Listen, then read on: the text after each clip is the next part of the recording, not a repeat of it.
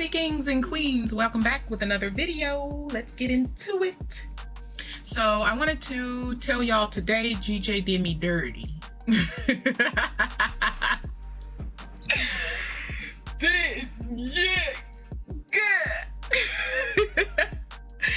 No, so I'm not gonna say it did me dirty because I lost what I expected to lose. Let's get that straight. But I did not expect to lose, so that's how it did me dirty. But let's go over GJ and see what we got for news tomorrow. Let's pull that up and see what we have to look forward to. Let me get my calendar up real quick before I put it on screen for tomorrow specifically. How was y'all's day? Man. Okay, so today was Thursday, or is Thursday, and tomorrow is Friday. So let's look at both days, to be honest, as far as what we have to look forward to. Let's do this. Actually, there we go.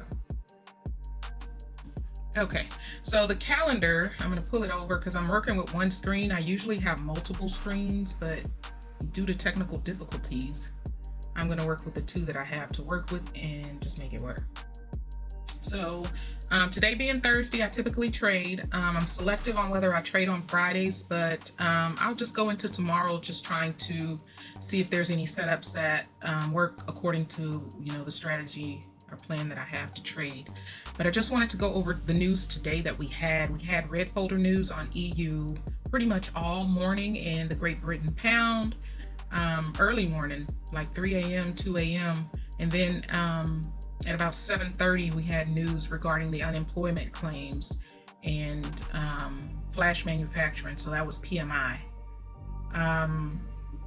All on US dollar, and GBP had Governor Bailey speaking, which I didn't see a whole lot of movement today from any of that.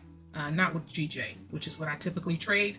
So I was in for a sell, which, I had a short-term sell, but I sold and I got back in when I shouldn't have gotten back in, because the next trade that I took another sell on ended up being what should have been a buy.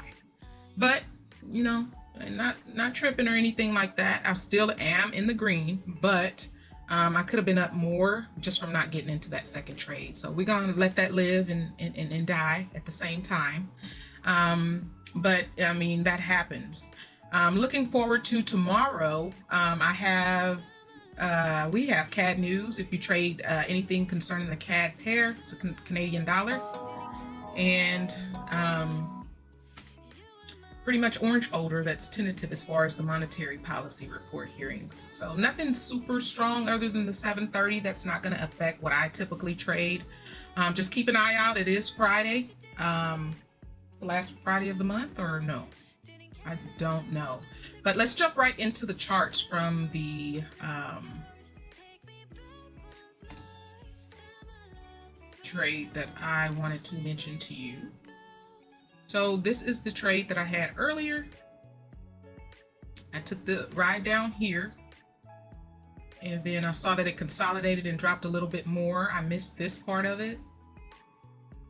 And then I got in again thinking that it was going to go here.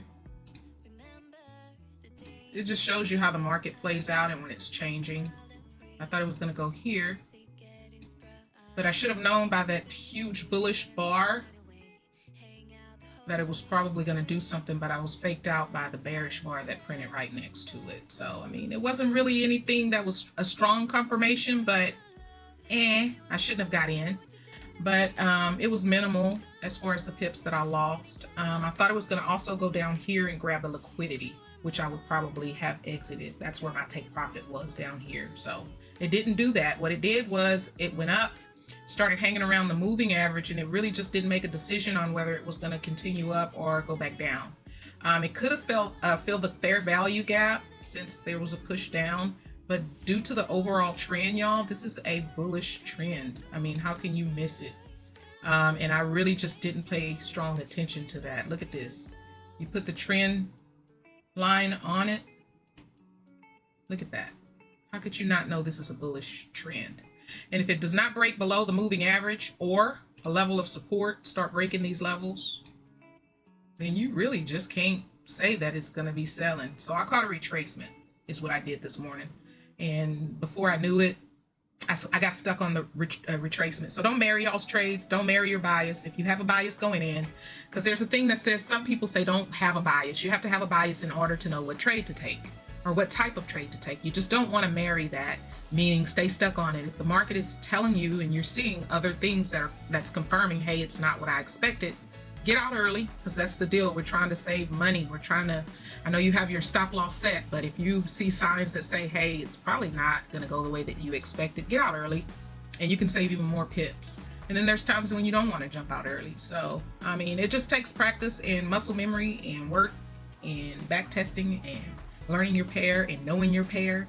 So overall, this trend is up. Going on the 4-hour time frame, it looks like it's still up. And even on the 4-hour, are we in the demand zone? So it hasn't come on the 4-hour and touched the demand zone, so that, you know, it may tap into this demand zone and go up, and you can take it up to here if you want to do some real light. If you want to do some light work, I typically like that heavy work. But the overall trend is up, y'all.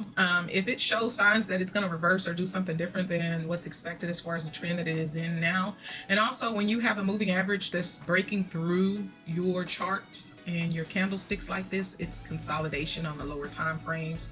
You will be very disappointed because it'll fake you out. You'll think it's selling and buying, and it'll just continue to do sideways movement. So that's how a lot of people start losing money, because they'll be like, no, it's going up, especially if you're a scalper, because it looks a lot bigger on a smaller time frame. So it's just a lot of noise. But that's how I got faked out this morning. My bias, I'm going to keep that uptrend bias. So anything other than buys, I'm not going to take if I do decide to trade on tomorrow. So that's all I wanted to come in and just check in with y'all. How are y'all doing in trading? If you have not subscribed to my channel, make sure you subscribe to my channel, and make sure you tap that notification bell so that when I upload a video, you're one of the first to get it. Until then, thanks for tuning in. See y'all soon.